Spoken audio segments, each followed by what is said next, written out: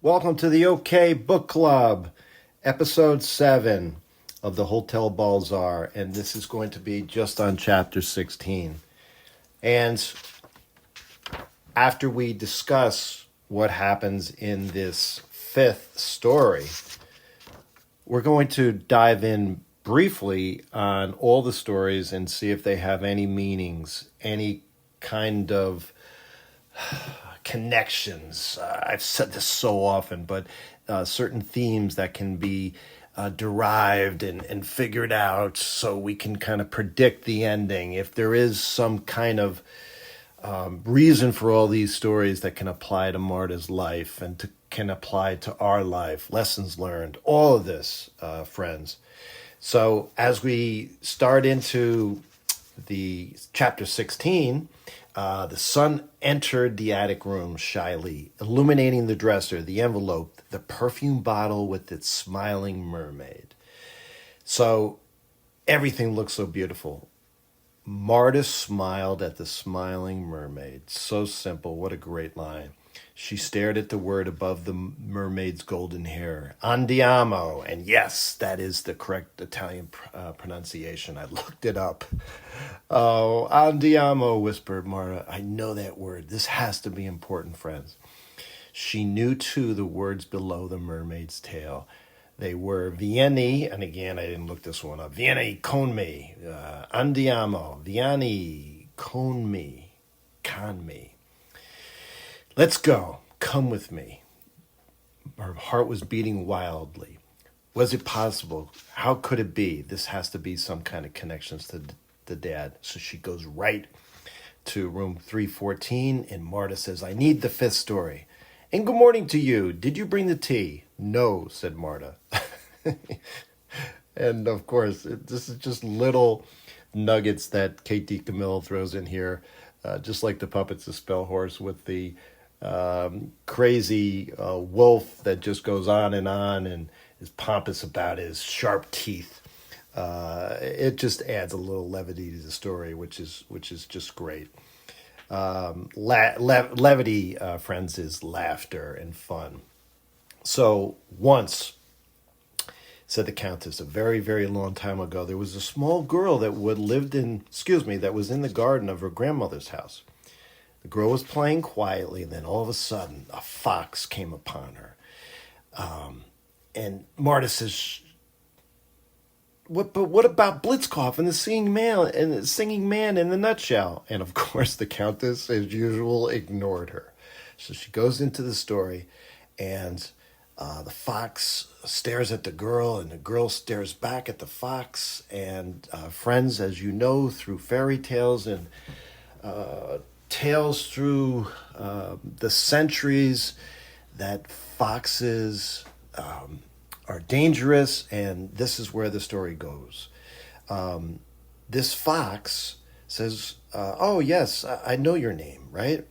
And Marta's wondering how it is that she knows Marta's name. The small girl was so charmed by this talking fox, as the story is relayed, that she let her follow her into the kitchen of her grandmother's house.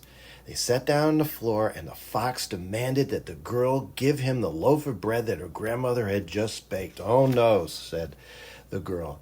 The fox did look weary, so the girl gave him a piece of bread, and the fox chewed it slowly. When he was done, he demanded more. Blitzkopf is listening to this, and he gives a small, disdainful cackle again. The girl ended up feeding the fox the entire loaf of bread. And when he was done and brushed the crumbs from his whiskers, so the fox then says, what else can you share with me, Annabelle? Marta immediately sits up when she hears this. Her name is Annabelle? That's the same name as the girl, the nun, who is named Annabelle. What a clever child you are, said the Countess. I will continue. So at this point, the fox lay down and commanded to the girl, sing to me. And Annabelle sang the lullaby that her grandmother sang to her each night. My father sang to me, said Marta. Every night he sang a lullaby to me. Ah, said the Countess. Yes, well, then you are lucky to have someone you love to sing to you. So many similar moments in these stories about singing.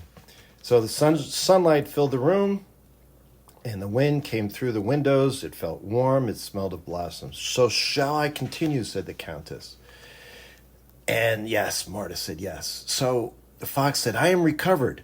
Your bread and your song have given me strength. I will give you a gift in return. It is this. You will always be able to see a dazzling light behind every common thing. So there's that moment that's similar again in each of the stories about light and our father telling Marta to look out for light. So Marta, at this point, at the end of the story, and with those words, the fox trotted out of the bedroom and through the kitchen and into the garden, his tail held high. Annabelle never saw him again, and that, my dear, is the fifth story. And this is immediately wonderful, friends. Marta stared at the old woman. Are you Annabelle? Perhaps, said the Countess. Perhaps and perhaps not. In the end, it does not matter. What matters is the story. What matters, you see, is the story getting told. Blitzkopf flew off for Marta's shoulder to the windowsill. He sat with his back to them, and then he turned and looked at the Countess and let out a single musical note. There's that singing again. Yes, General, I believe you are right, said the Countess. Blitzkopf says that spring is here. He said we must go to the rooftop and witness it. Now, said Marta. Right now, said the Countess. He commands it. Oh, boy. We got to go back to the rooftop. Again, I'm thinking of the Christmas Carol. Those of you that don't know that story, look it up. It's all about going back in time and people throughout a particular moment in time in your past life. People come to you, and this could be similar with the Countess coming to Marta in her dreams and illuminating everything that this is how she should be looking at her life going forward, just like Scrooge in the Christmas Carol, who was a grumpy guy, friends, and through this dream, through this magic, he was able to, figuratively speaking, see the light and be kind to everyone. But is this a way, a metaphor for Marta to look at her life with her father, possibly not returning? Will she be able to carry on and be okay through all these stories? Because this is what's important. All right. Let's now briefly review these 5 stories as we head into the last 2 stories to see if there's similar themes, messages, lessons learned. What can we learn from this? But more importantly, what is the Countess trying to have Marta learn? Will this be a window into how the book will end? Will these be hints to Marta's future? Let's dive into them briefly. Story 1. And it's important, friends, when you're trying to analyze a story and how it could relate to a theme, a message learned, it's always towards the end of the story when you think through it as to what the lesson learned is. And this particular story was all about the general and how he grieved about being in a war. The general cried because of the evil he was responsible for. Even though battles were won, he made decisions that ultimately cost people their lives. And he was mean to this lady, turns out to be a witch. And the witch says she wasted no time at all and turned the old man into a parrot. See now if anyone ever again asks to hear your tale of woe, said the witch. So by being turned into a parrot, he actually ends up thinking that this was not a lost opportunity, that this was not bad. He says towards the end, and this is what the Countess relays, things could have been turned out much worse than they had been.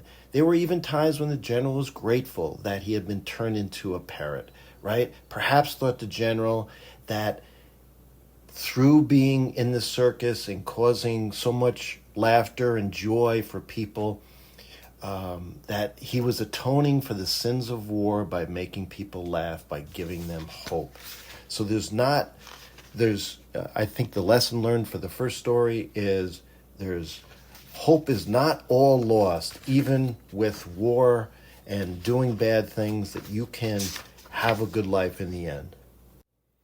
Then the second story is about this nun named Annabelle who painted beautiful pictures through God, saw light, saw wonder, and then sadness one day, as if God was speaking to her again and she couldn't see the light anymore. She just saw sadness, she saw war, and she left this convent and she went to a barn and lived with a husband and wife. And then one day a man came to see her and they fell in love, and as the story is recounted, they ended up having a nice life together. But this story doesn't seem to have a message at all. The countess just wants to go to sleep, is tired, but basically just says that then after being with the husband, she felt a stirring somewhere and deep inside her and knew she was carrying a child, but yet something ridiculous happened, one of God's jokes, if you will. She ended up hitting her head in the barn, and she left her husband and returned to God in the convent. And that was the end of the story. And again, could there be a message here? Maybe that life, again, not sunshine and roses. Life is random and difficult and doesn't have any sense or purpose sometimes. But then we head into the third story. The third story now seems to have more relevance and speaks directly to Marta. And it's the story about two husband and wife that couldn't have children, and all of a sudden in a storm an old lady comes by with a child. The old lady leaves, and they had said to themselves, if you remember, it would be a gift just to have a child for one night. And they ended up having this child. But sure enough, the king's soldiers comes by one day, and they take the child away because the child could sing, right? And they brought this child to the king, and now all of a sudden the husband and wife, they were horribly sad at this turn of events. And as the story ends, Marta just hated this ending, and the countess said to Marta, so I ask you, Marta, was it enough of a gift to hold someone you love for such a short time? This clearly is a message that, like I said, relates to Marta with her father, right? At least in my understanding of this reason for the third story. You had your father for such a short time. Is that enough of a gift? Can you hold on to this? And then we head into the fourth story. This story all about the boy who ended up being sent to the king and singing for the king. And then one day the king banished him from his castle because he couldn't sing anymore. Why? Because he was older. But the story ends up becoming happy, where the man moves on, marries, and is happy. But even though he didn't find his parents when he went back to look for them. And then for whatever reason, he goes into the woods and he becomes despondent and upset. And yet he ends up finding a walnut at his feet in the woods. And of course, this was Blitzkopf. And he opened up the message inside the walnut, and it said, Andiamo vieni con me, right? This let's go, come with me. So maybe this message could be dreams, stories, faith, everything, whether life is good or bad, can guide you forward and help everything make sense. And finally, as we wrap up this episode, we go back to the beginning. the fifth story, right? And it was about being kind to this fox, and ultimately the fox gives back Annabelle this light. You will always be able to see a dazzling light behind every common thing. Be good to others, and you will be given gifts in return. The golden rule, right? Be kind to others, and others will be kind to you. So as we look back on all these stories, I could be wrong, but diving into them, and this is what is great about fantastic authors and fantastic stories, friends. Here's my take on it. And if you agree, again, disagree, I'd love to hear your takes. Let's see who can email me. Who's going to be the first one? KEVMOK21 at gmail.com. What do you think the purpose of these stories are? To quickly review, maybe the first one with the general and what he learned. Even if life has been unkind to you, be kind and you have a purpose. The second story, life is not always fair. The third story, hold on to what you got while you got it and be grateful, right? Fourth story, have faith, have dreams, they serve a purpose. And fifth story, treat others as you would like to be treated. These are great life lessons told through the Countess's stories. Thanks for taking this journey with me, and we will see you on the next episode of the OK Book Club.